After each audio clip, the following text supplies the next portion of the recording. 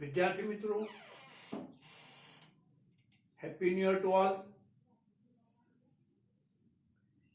આજે આપણે સદિશનો નીટનો ત્રીજો એપિસોડ જોવાનો છે. આગળ આપણે 2 એપિસોડ જોઈ ચૂક્યા છીએ અને એ એપિસોડની અંદર આપણે સદિશ શું, અદિશ શું, એની ડેફિનેશન શું, એમાં ડિફરન્સ શું, સદિશ કોને કહેવાય, સદિશ અદિશ કોને કહેવાય, સદિશ બનવા માટેની એની જરૂરી શરતો, અદિશ માટેની જરૂરી શરતો, એના ઉદાહરણો, એ બધાનો આપણે અભ્યાસ કરી લીધો છે. આપણે નીટને અનુલક્ષીને જ અભ્યાસ કરવાનો છે. તો આપણે હવે આગળ વધીએ અને મિત્રો, હવે જે આપણો અભ્યાસ છે એ સદિશોના પ્રકારોનો છે.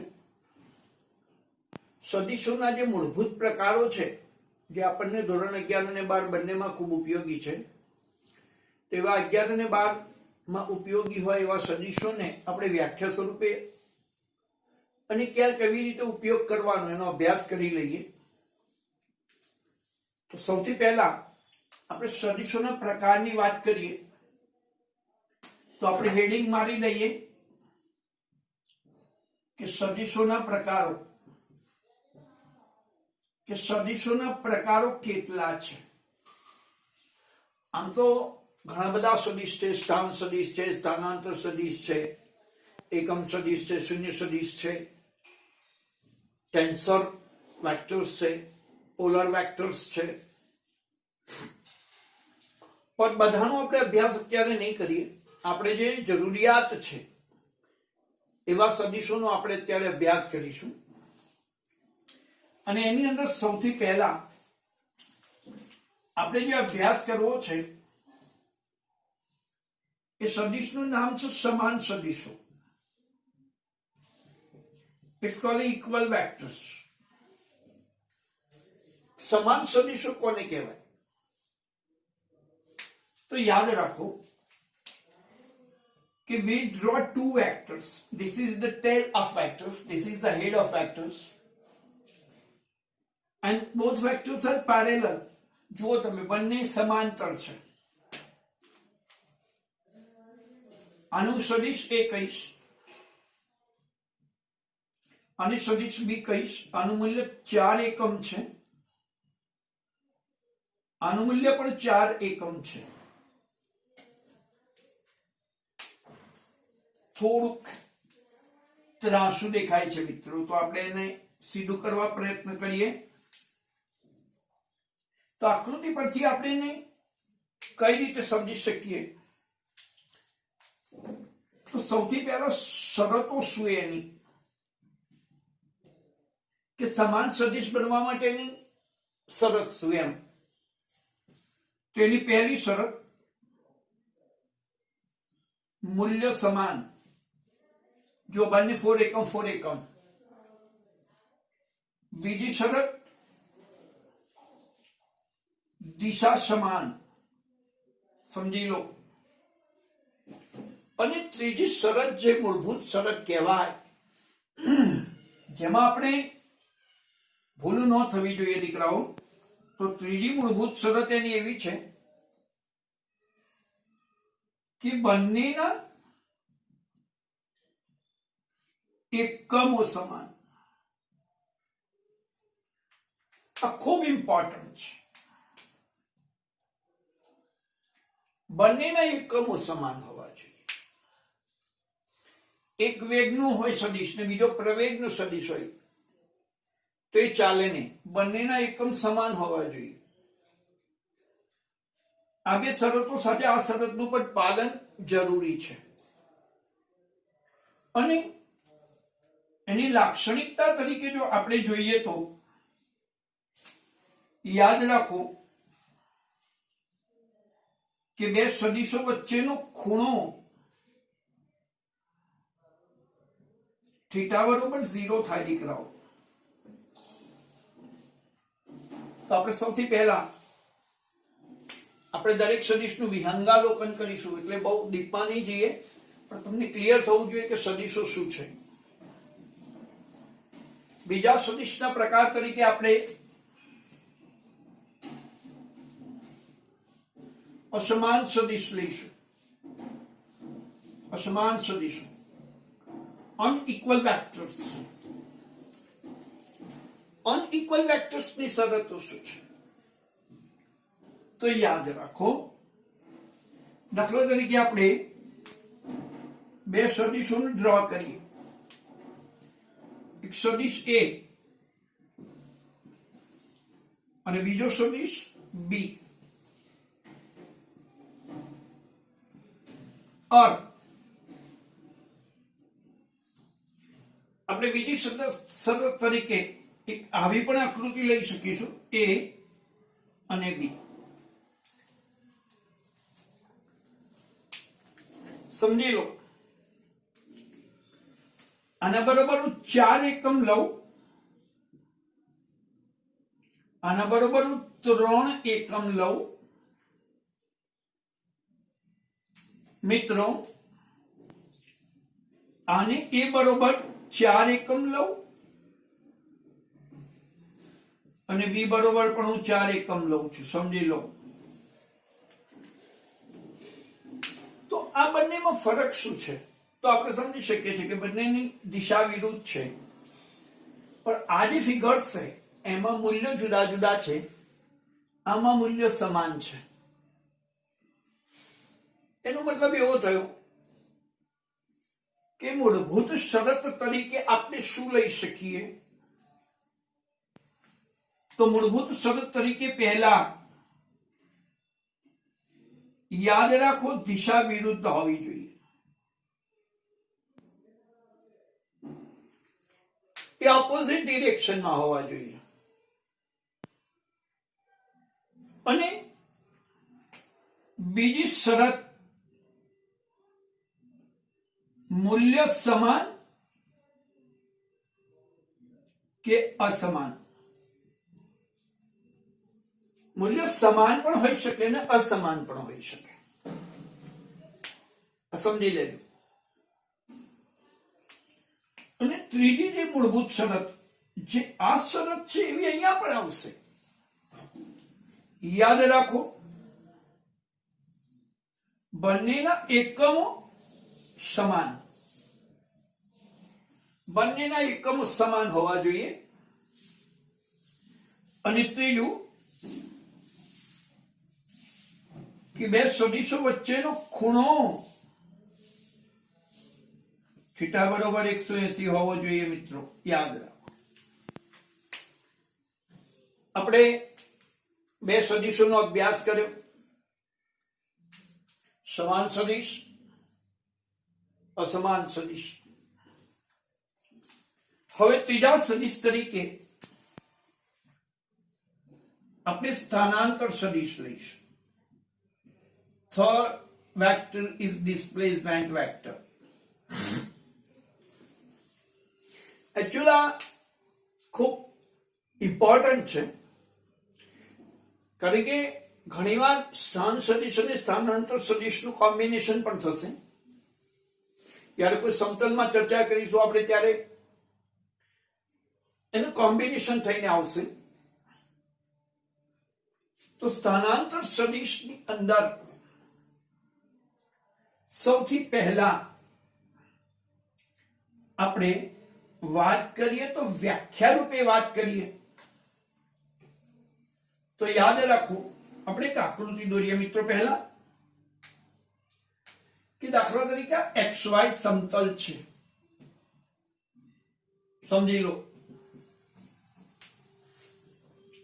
અને એક બિંદુ A અહીંયા છે, બીજું બિંદુ B અહીંયા છે. મિત્રો યાદ રાખો, આ જે સદિશ છે એ સ્થાન સદિશ છે. હવે જો કણ A થી B જાય, કણનું મોમેન્ટ જો A થી B હોય તો એને આ દિશામાં દોરવો પડે. એટલે સ્થાનમાં ફેરફાર થયો. સ્થાનમાં કયો ફેરફાર થયો? એ થી બી. એટલા માટે આપણે આને ડેલ્ટા આર વડે દર્શાવીશું. હા, એક વાત કહી દો મિત્રો કે જો એ બી થી એ જાય તો બી થી એ સુધીની ગતિ દરમિયાન એનો સદિશની દિશા ઉલટાઈ જાય. એરો તમારો આની પર ટેલ આવી જાય, આની પર હેડ આવી જાય. તો આ રીતે આપણે સ્થાનાંતર સદિશને પણ દર્શાવીશું. ને સ્થાનાંતર સદિશ બરોબર યાદ રાખો, સ્થાનાંતર સદિશ બરોબર કોણ છે? તો અંતિમ સ્થાન માઇનસ પ્રારંભિક સ્થાન વચ્ચેનો સદિશ. અને બીજી અગત્યની વાત કહી દો, એ ટૂંકામાં ટૂંકું અંતર થાય, ધન જ હોય, એ બધું તો આપણે ત્રીજા ચેપ્ટરમાં મિત્રો શીખી ગયેલા છે. અત્યારે આપણે સ્થાનાંતર ડિસ્પ્લેસમેન્ટ વેક્ટરને સદિશ સ્વરૂપે શીખવો છે. આપણે દાખલામાં એને વધારે ડીપમાં જોઈશું. તો સમાન સદિશ, અસમાન સદિશ અને સ્થાનાંતર સદિશ તો મૂળભૂત જોયા. હવે બાકીના સદિશો તરફ આપણે જઈએ તો સદિશોની અંદર શૂન્ય સદિશ આવશે, એકમ સદિશ આવશે. એમાં એકમ સદિશ ખૂબ મહત્વનું છે, શૂન્ય સદિશનું મહત્વ પણ છે.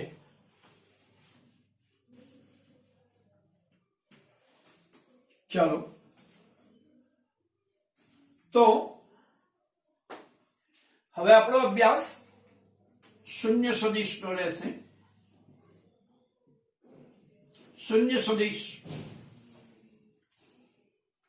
શૂન્ય સદિશ એટલે ઝીરો વેક્ટર.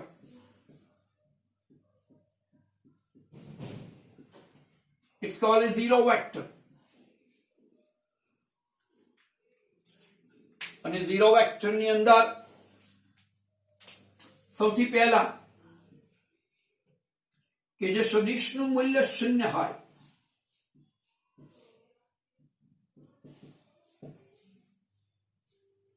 જેનું મૂલ્ય શૂન્ય હોય, જેનું પરિણામ પણ આપણને શૂન્ય મળતો હોય, તેને આપણે શૂન્ય સદિશ કહીશું. એને આ રીતે પણ દર્શાવી શકાય. બીજી વાત અગત્યની કહી દઉં, એની કેટલીક પ્રોપર્ટીઝ છે. તો પહેલી પ્રોપર્ટીઝ તરીકે, લાક્ષણિકતા તરીકે યાદ રાખો, પહેલી લાક્ષણિકતા કે કોઈ પણ સદિશને કોઈ બીજા સદિશ સાથે જે શૂન્ય સદિશ ન હોય એવા સદિશ સાથે સરવાળો કરીએ તો એ સદિશ જ મળે છે જે શૂન્ય સદિશ નથી. યાદ રાખજો. નંબર 2, શૂન્ય સદિશને કોઈ સદિશ સાથે ગુણાકાર કરીએ જે શૂન્ય સદિશ નથી તો એ આપણને શૂન્ય સદિશ જ મળે.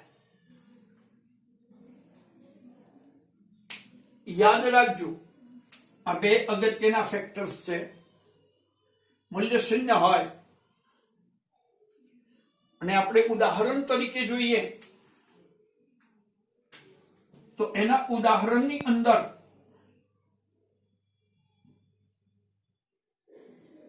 નંબર 1 કે જે પદાર્થનો વેગ અચળ હોય એના પ્રવેગનું સદિશ શૂન્ય હોય.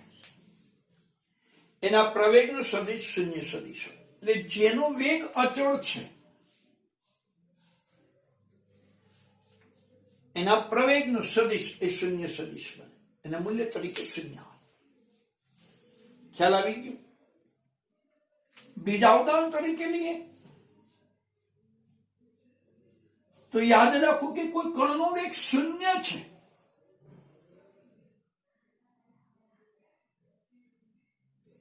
કણ ગતિ કરતો નથી. યાદ રાખો. તેની આપણે સ્થાન સદિશ વડે દર્શાવી શકીએ તો એનો સદિશ પણ બોલો આપણને શૂન્ય સદિશ તરીકે મળે. It's very easy. આ બધાની બહુ મહત્વતા નથી, પણ હવે આપણે જે સદિશ વિશે જોવાનું છે એ સદિશોની વાત કરીએ તો યાદ રાખો, હવે જે સદિશ છે એ સદિશનું નામ છે એકમ સદિશ. It's called a unit vector. આને હું એકમ સદિશ યુનિટ વેક્ટર કહીશ. બહુ જ ઉપયોગી છે. It's very important. Unit vector શું છે, એ શું દર્શાવે છે? તો યાદ રાખો, નંબર 1, જેનું મૂલ્ય 1 હોય, the vector whose magnitude is only unit, it's called a unit vector. And when vector is divided by its magnitude, it's called a unit vector. The another definition, તો પહેલી વ્યાખ્યા શું છે કે જે સદિશનું મૂલ્ય 1 હોય એ સદિશને આપણે એકમ સદિશ તરીકે ઓળખીશું. અને નંબર 2, એકમ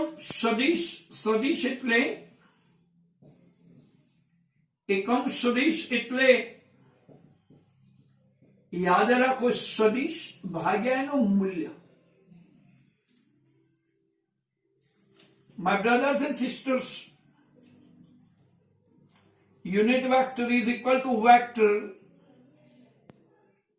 divided by its magnitude.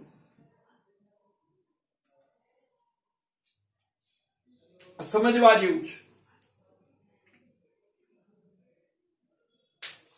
જેનું મૂલ્ય 1 હોય,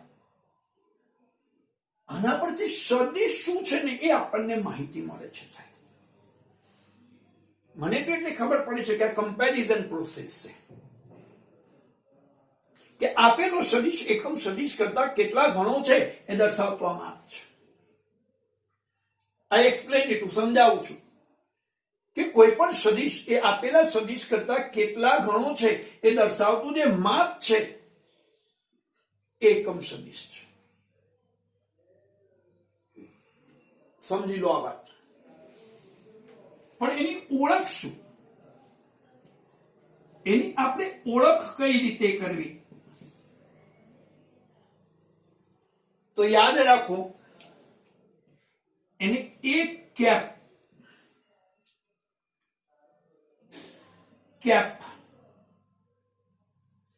આપણે દર્શાવીએ છીએ. અને કેપ ના બોલવું હોય તો કેરેટ, આ રીતે દર્શાવી શકાય.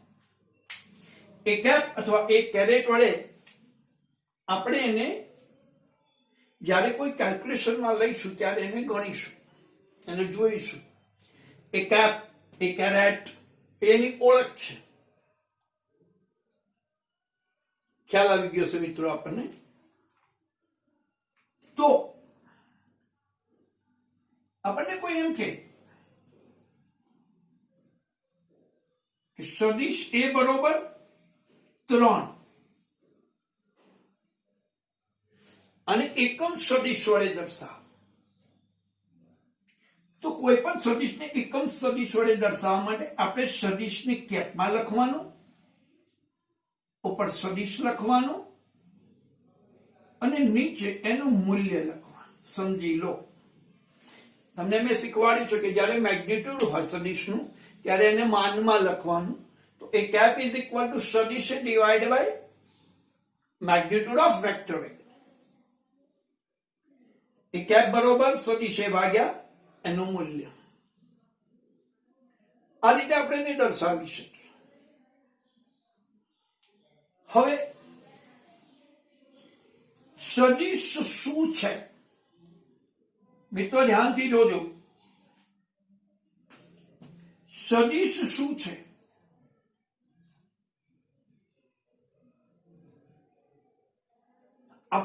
ધ્યાનમાં આવવું જોઈએ કે વોટ ઇઝ વેક્ટર. તો યાદ રાખો, આપેલો સદિશ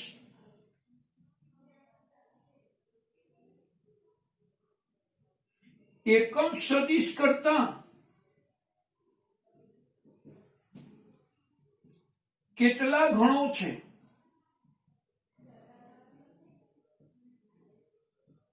તે દર્શાવતું માપ.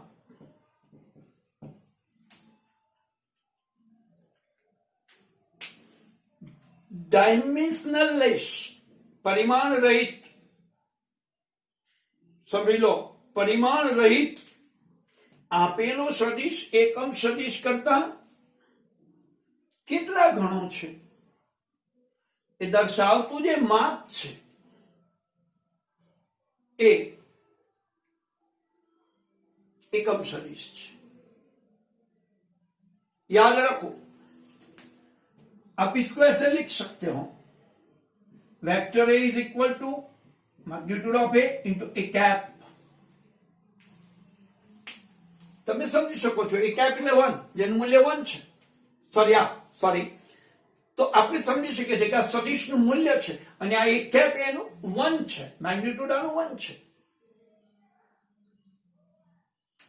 આપણે આને આ રીતે દર્શાવી શકીએ, સમજી લો.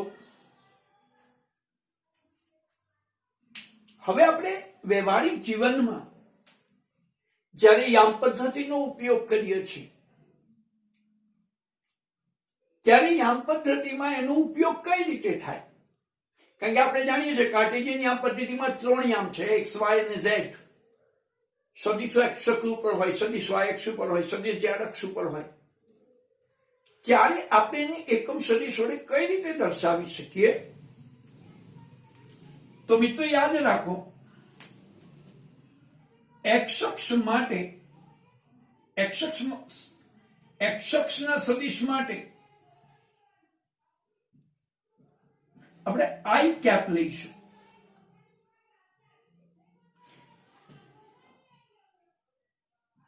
અને આ આઈ કેપ એટલે 1 લઈશું, જેનું મૂલ્ય 1 હશે. સમજી લો. આ વાય અક્ષ હશે તો વાય અક્ષના સદિશ માટે આપણે જે કેપ લઈશું અને માન જે કેપ ઇઝ ઇક્વલ ટુ 1 લઈશું. અને ઝેડ અક્ષના સદિશ માટે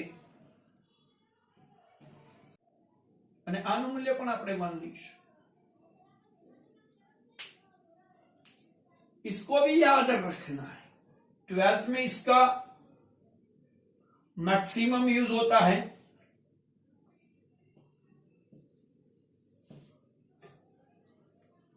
समझी लो. तो આપણે એકમ સદિશની ચર્ચા કરી દીધી. એમાં આપણે સમજીએ છીએ કે નીટને બેઝ જ આપણે શીખવાનું છે, એટલે હું જે મૂળભૂત વાત હશે એ જ આપણે શીખવાડીશ. સદિશ શું છે? તો કે આપેલો સદિશ એકમ સદિશ કરતા કેટલા ગણો છે એ દર્શાવતું એ માપ છે. આ રીતે લખી શકાય. તો બીજા પોલર એક્સિસ છે, એ બધા એક્સિસોનો અત્યારે કોઈ ઉપયોગ છે નહીં. 7મા ચેપ્ટરમાં આપણે જયારે જઈશું દ્રવ્યના તંત્રમાં ત્યારે એનો ઉપયોગ આવશે, ત્યારે હું તમને એનો આછો પાતળો ખ્યાલ આપીશ. તો આપણે શૂન્ય સદિશ જોયો, એકમ સદિશ જોયો, સ્થાનાંતર સદિશ જોયો, સમતલીય સદિશ પણ હોય, કોપ્લેનર વેક્ટર્સ પણ હોય. તો હવે આપણે જાણીએ છીએ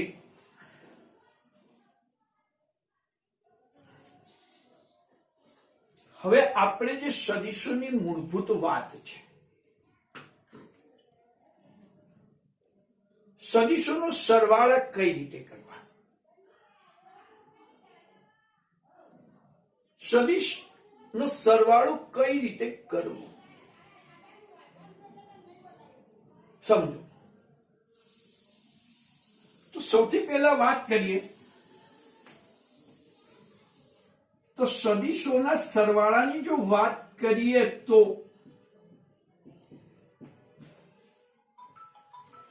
એની ત્રણ રીત છે.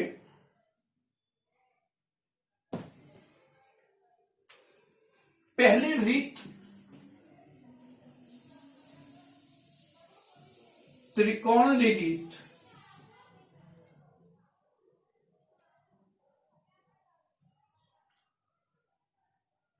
બીજી રીત સમાંતર બાજુ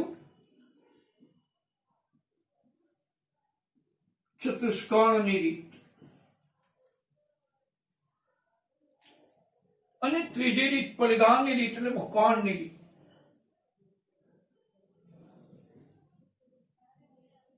આ મગજમાં ફિટ કરી લો. આપણે ત્રણ રીતથી સદિશોના સરવાળા કરી શકીએ.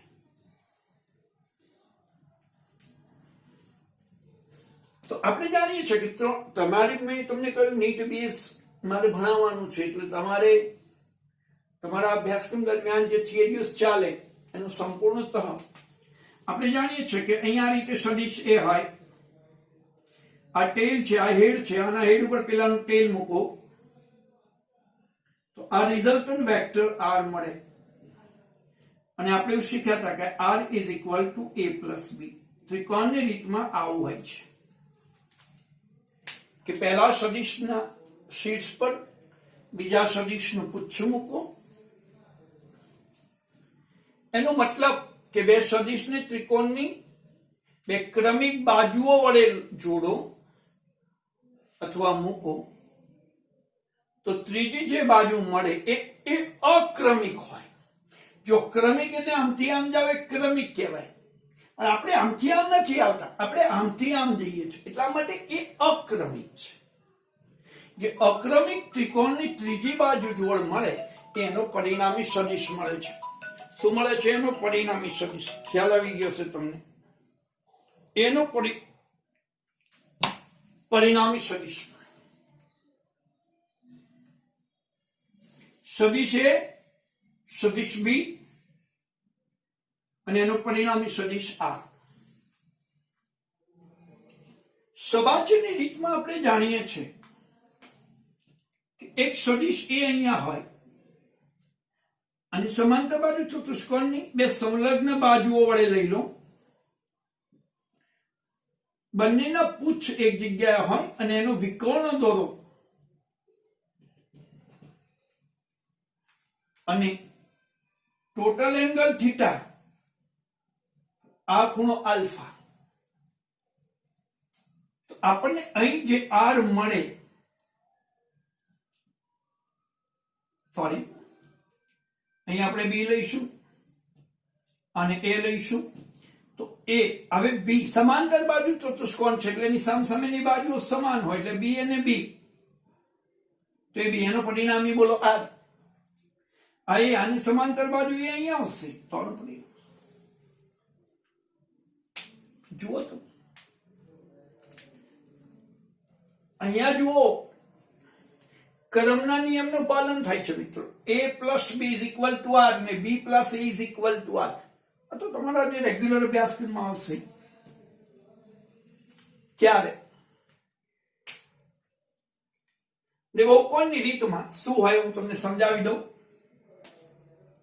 તો એક સદિશ અહીંયા હોય, ત્રીજો અહીંયા હોય, ચોથો અહીંયા હોય. આ બેનું પરિણામી બોલો અહીંયા મળે.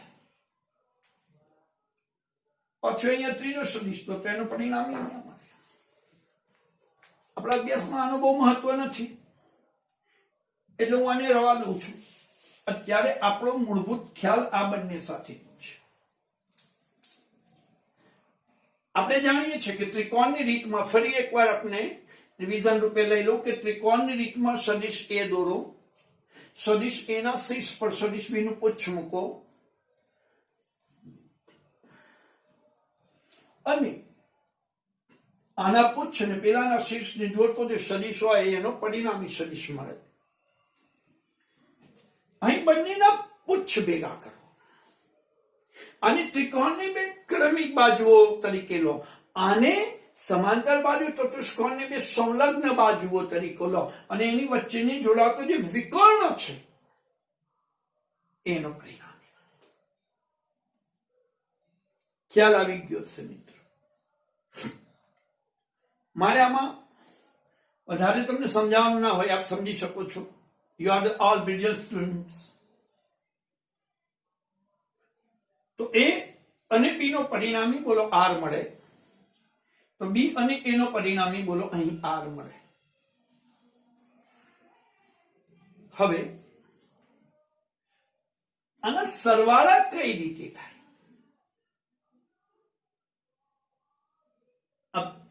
જોઈ લો, દોરવું હોય તો દોરી લો ઝડપથી.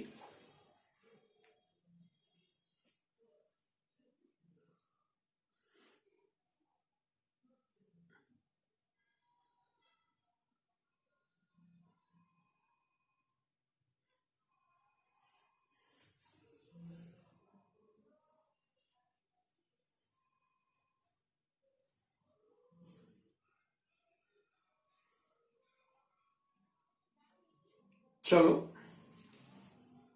હવે આપણે આપણા અભ્યાસને આગળ વધારીએ.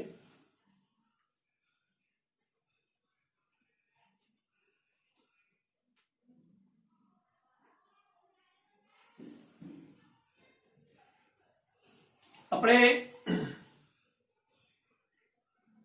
જે સદિશોના સરવાળા માટે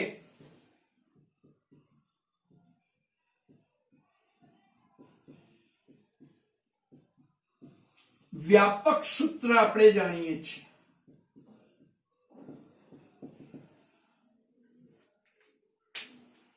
સદિશોના સરવાળા માટેનું વ્યાપક સૂત્ર આપણે જાણીએ છીએ. R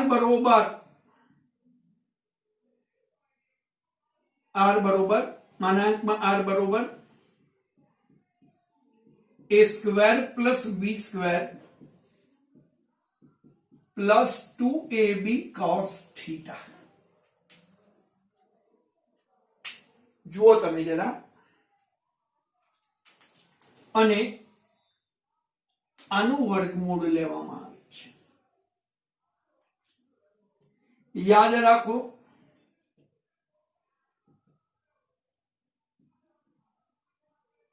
this is heart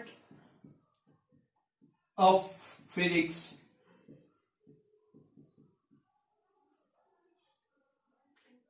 And also standard 11th and 12th and colleges. समझो, this is the most important part of vector.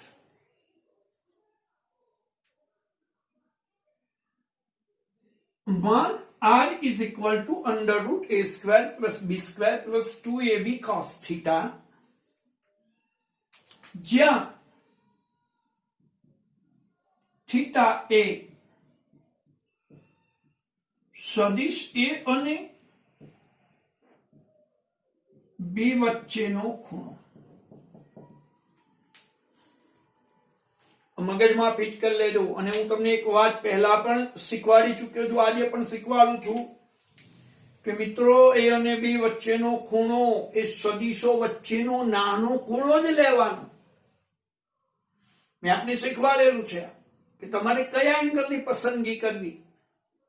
which theta is selected by you, that is very important. કે કયો થીટા પસંદ કરો, કયા થીટાની પસંદગી કરવી. cos theta, theta એ અને બી વચ્ચેનો ખૂણો. આ સમજી લો. આ સૂત્ર આપણને એવું કહે છે કે પરિણામી આર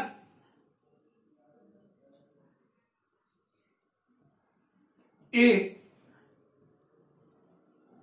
થીટા પર આધારિત હોય છે.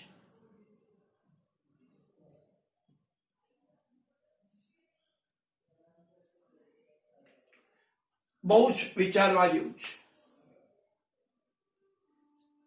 સમજો, હું તમને એક ઉદાહરણ આપું. અહીંયા સમજી લેજો જરા. હવે એક સર્કલ છે. અહીંયા એક મેં લાકડી મૂકી છે અને લાકડીની લંબાઈ a છે. આ એક અક્ષ ઉપર છે. હવે આ લાકડીને હું અહીંયા લઈ જાઉં એટલે એ લાકડી લંબાઈ તો એ જ રહેશે, પણ અહીંયા ખૂણો બનાવશે થીટા. પહેલા આ દોરતા પહેલા આપણે અહીંથી લાઈટ મારીએ, ફોકસ મારીએ, પ્રકાશ પાડીએ તો એની લંબાઈ બોલો આટલી મળે. એનો પડછાયો, એનો પ્રક્ષેપ આપણને એ જેટલો મળે. પરંતુ મિત્રો, જો આ જ લાકડીનો એક્સ સાથે થીટા ખૂણે લઈ જાઓ તો એના પ્રક્ષેપના ફેરફાર થાય. હજુ આને ઉપર લઈ જાઓ, એનો મતલબ થીટા જેમ જેમ બદલાય છે તેમ તેમ એનો પ્રક્ષેપ, એનો પડછાયો બદલાય છે.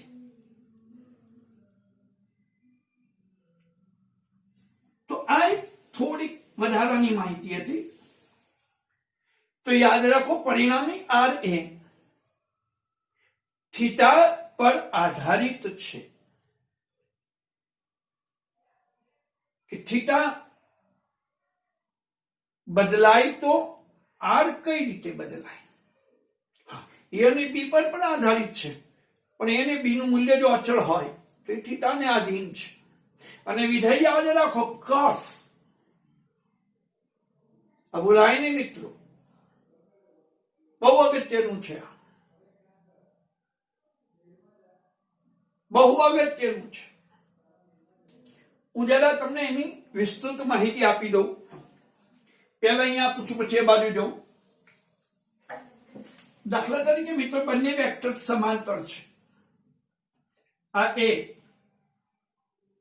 અને આ બી. દીકરાઓ, થીટા બોલો 0 છે. દીકરાઓ, સમાન સદિશ તરીકે આને લઈ શકું. સમજી લો, સમાન સદિશ છે. અને હું એ કહીશ અને બી કહીશ. તો આના પરિણામી તરીકે હું શું લઈ શકું? તો જુઓ ધ્યાનથી. અહીંયા આપણે મૂલ્ય છે એટલે લઈશું વર્ગમૂળમાં.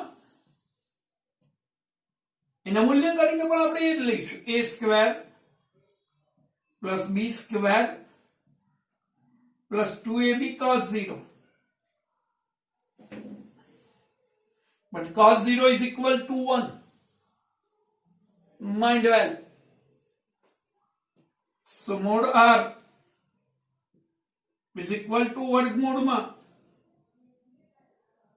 a square plus b square plus 2ab. આ તો આપણું 10માનું હાર્ટ. तो r बरोबर, इसको मैं ऐसे लिख सकता हूं, आप बता सकते हो. तो वर्ग ने वर्गमूળ जतुं रे मित्रों. तो r बरोबर a प्लस b.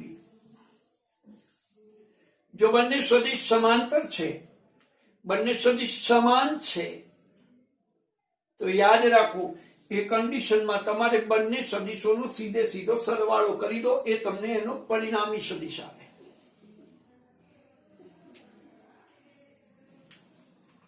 પરંતુ એક સદિશ આમ છે ને બીજો સદિશ આમ છે. આ સદિશ એ છે, આ સદિશ બી છે. મિત્રો, આનો થીટા બોલો 180 થાય. જો આનો થીટા 180 થતો હોય તો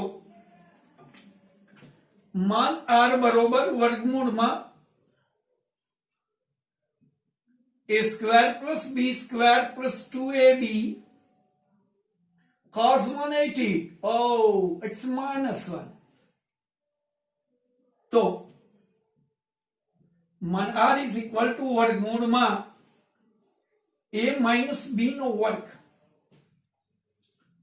r is equal to બોલો a minus b. તમે સમજી શકો છો કે મારે શું કરવાનું છે. અહીં બંનેની બાદબાકી થાય જ્યારે અસમાંતર સદિશ હોય, જ્યારે અસમાન સદિશ હોય, જ્યારે બંને સદિશોની દિશા પરસ્પર વિરુદ્ધ હોય ત્યારે યાદ રાખો તમારો થીટા બદલાય છે એમ અને અનુરૂપ બદલાય છે.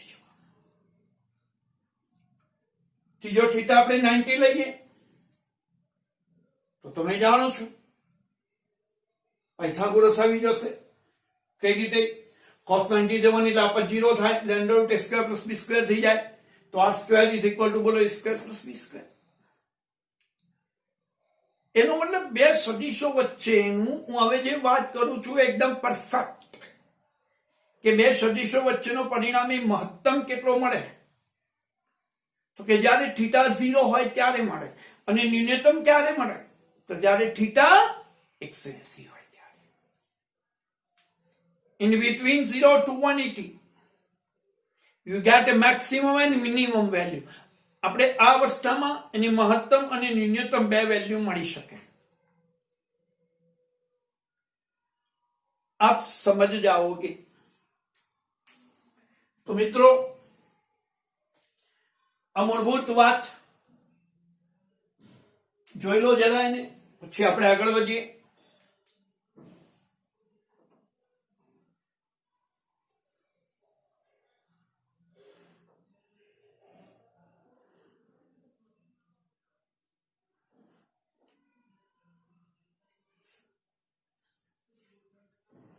ઓકે, હવે આપણે આગળ જઈએ.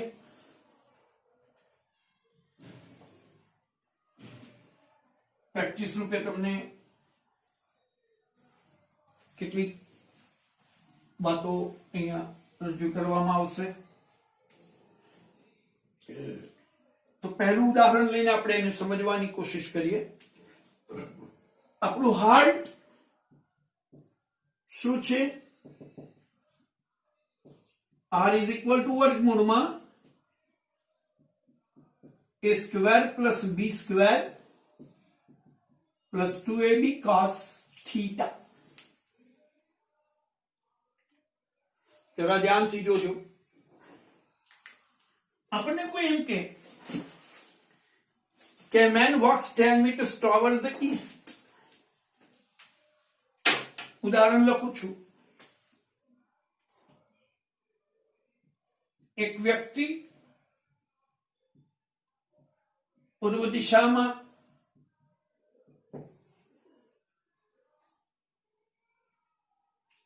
10 મીટર જેટલું અંતર કાપે છે.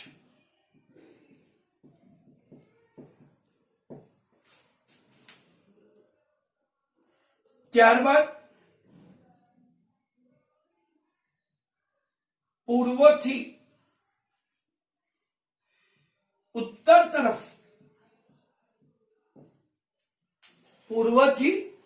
તરફ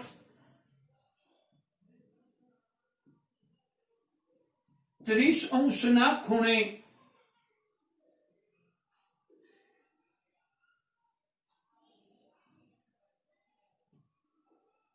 દસ મીટર અંતર કાપે છે.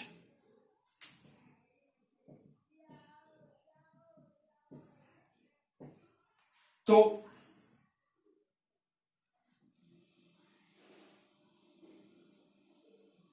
પરિણામી શોધો.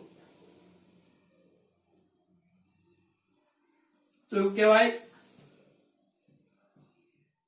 કે પરિણામી સ્થાનાંતર શોધો.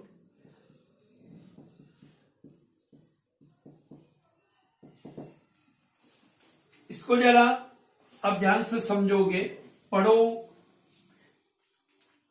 फिगर आवड़वी जरूरी है. હું તમને શું થાય કેવું હોય ને બધું પછી શીખવાડું છું.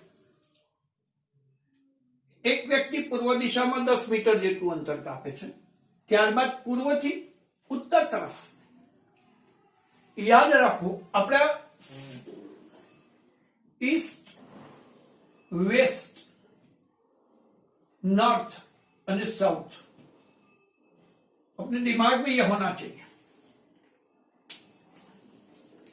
एक व्यक्ति पूर्व दिशा में 10 मीटर જેટલું અંતર કાપે છે, ત્યારબાદ પૂર્વથી ઉત્તર તરફ 30 અંશ. હવે સમજી લો મિત્રો, આ 30 અંશનો ખૂણો છે. જો બંને વખતે પૂર્વ દિશામાં ચાલતું હોત ને તો પરિણામે 20 લઈ લેત. બંને ટાઈમ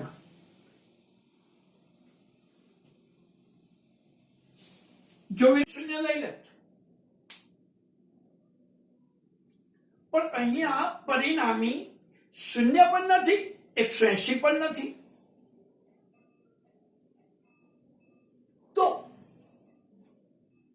મિત્રો ધ્યાન આપજો, બહુ જરૂરી વાત હું કહેવા જઈ રહ્યો છું તમને.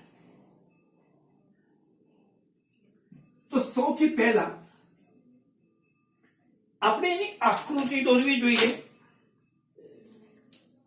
અને આકૃતિ પરથી આપણે એની વાત સમજીએ. તો આમ જાય છે. પહેલા ईस्ट तरफ समझी लो,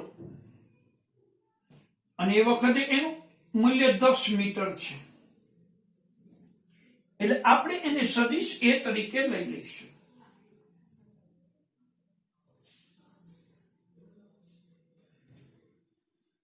હવે થોડું પેરેલલ સરખું દોરું જરા.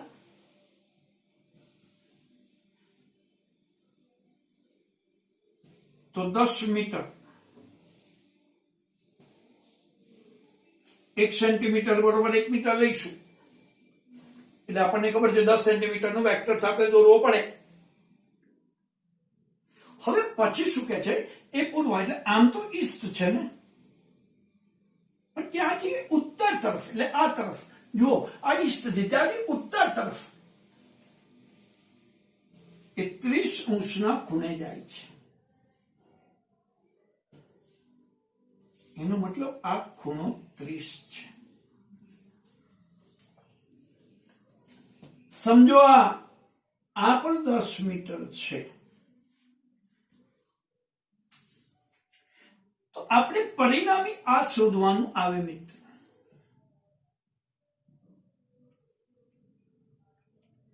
આ ઈસ્ટ તરફ જાય છે, આ ઈસ્ટ થી નોર્થ તરફ ઉત્તર તરફ 30 અંશના ખૂણે એ 10 મીટર જેટલું અંતર કાપે છે. હવે આપણા જૂના વિડીયોઝ જો આપણે જોયા હોત ને તો મેં તમને એક વાત સમજાવી હતી કે સદિશમાં બેનું પાલન થવું જોઈએ. એક તો સમાંતર સદિશ દોરી શકાય, મેં એવું કહી દીધું. પ્રોબ્લેમ શું છે કે ખૂણો દોરવા માટે મિત્રો યાદ રાખો, ખૂણો દોરવા માટે તમારે બે સદિશોના પુચ્છને ભેગા કરવા પડે. પણ આમાં પ્રોબ્લેમ શું છે, આના હેડ ઉપર પેલાનું તેલ છે એટલે ચાલે નહીં. એટલા માટે આપણે આને સમાંતર આમ દોરી શકીએ અને સમાંતર આપણે એક સદિશ દોરી શકીએ. સમજી લો. અને આ ખૂણો આપણે 30 લખી શકીએ. હવે આપણા મનમાં પ્રશ્ન આવે, ફરી કહું છું કે આના હેડ ઉપર પેલાનું તેલ મૂકી શકાય નહીં, અને એટલા માટે સદિશોના નિયમ પ્રમાણે તમે આને સમાંતર સદિશ લઈ શકો. સમાંતર સદિશ લઈને તમે આને આમ દોરી શકો.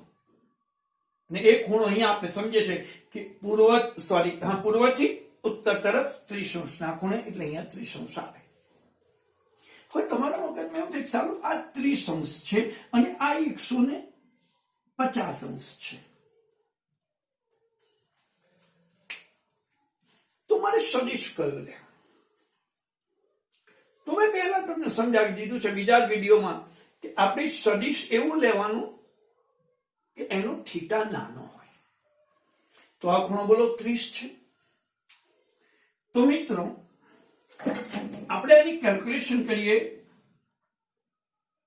તો માનાંકમાં r ઇઝ ઇક્વલ ટુ વર્ગમૂળમાં 10 નો વર્ગ વત્તા 10 નો વર્ગ વત્તા 2 ગુણ્યા 10 ગુણ્યા 10 ઇન્ટુ cos 30. હવે તમે જેમ સમજી શકો છો 100 વત્તા 100 વત્તા 2 ગુણ્યા 100 cos 30 એટલે 1/2 2 જતા રહે. મિત્રો આપણે સમજી શકીએ છીએ વર્ગમૂળમાં બોલો 300 આવે એટલે 100 ગુણ્યા 3 લખીએ એટલે 100 નું વર્ગમૂળ 10 એટલે આપણને ખબર છે tan√3 જવાબ એનો આવી શકે. તો tan√3 એટલે 10 ગુણ્યા 1.73 પણ આપણે લખી શકીએ. એટલા મીટર એની અંતર એનું સ્થાનાંતર થઈ ગયું છે. સમજો એનો જવાબ આવે 17.3 આવશે. પરિણામી કઈ રીતે શોધો ને પછીની આપણે નેક્સ્ટ વિડીયોમાં વાત કરવાની છે. તો આ રીતે આપણે રિઝલ્ટન્ટ વેક્ટર શોધી શકાય. યાદ રાખો ધોરણ 12 માં ચુંબકીય ક્ષેત્ર વિદ્યુત ક્ષેત્ર કોઈ પણ ભૌતિક રાશિ આવશે ત્યારે આ પરિણામીનું સૂત્ર ડાયપોલ મોમેન્ટ આવશે ત્યારે આ સૂત્રનો ઉપયોગ તરત જ એનો એપ્લિકેશનમાં આવી જશે. એટલે વડે મિત્રો અને સમજી લો આ રીતે દાખલો પૂછી શકાય. ખૂણો કઈ રીતે મેં પસંદ કર્યો પણ આપણને આવડી ગયું હશે. તો હવે આપણે આગળ વધીએ. ચાલો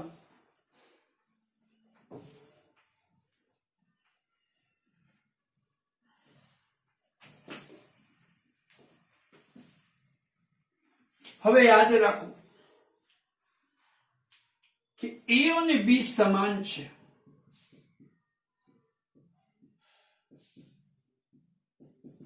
તો આપણે થોડી મહેનત કરી શોધી રાખવાનું ખૂબ સરળ થઈ જશે કે હાર્ટ એનો યુઝ A બરોબર B એટલે A અને B ના મૂલ્ય સમાન હોય અને થીટા 0 હોય, થીટા 30 હોય, થીટા 45 હોય, થીટા 60 હોય, થીટા 90 હોય, થીટા 180 હોય, થીટા 120 હોય ત્યારે આનો આર શું મળે એ તમારે મને લખીને કમેન્ટ બોક્સની અંદર મોકલવાનું છે. કાં તો ગણીને આપ મને વોટ્સએપ કરી શકો છો. મારો નંબર આપશે જોડે છે. તો આજે આપણે સદિશોના સરવાળા કઈ રીતે થાય હજુ બેઝિક રીત પણ બાકી છે. પણ જ્યારે બે સદિશો વચ્ચેનો ખૂણો કોઈ થીટા હોય 0, 180, 90 માટે તો આપણે સમજી શકીએ છીએ. પણ જ્યારે બે સદિશો વચ્ચેનો થીટા ચોક્કસ ના હોય ત્યારે એનું પરિણામી કઈ રીતે શોધવો એના જનરલાઇઝ ઇક્વેશનનો આપણે યુઝ કરી આપણે આખો અભ્યાસ જોયો. તો નેક્સ્ટ એપિસોડની અંદર આપણે આના થોડાક અઘરા દાખલા અને આનો ખૂણો કઈ રીતે શોધાય એનો અભ્યાસ કરીશું. જય શ્રી કૃષ્ણ.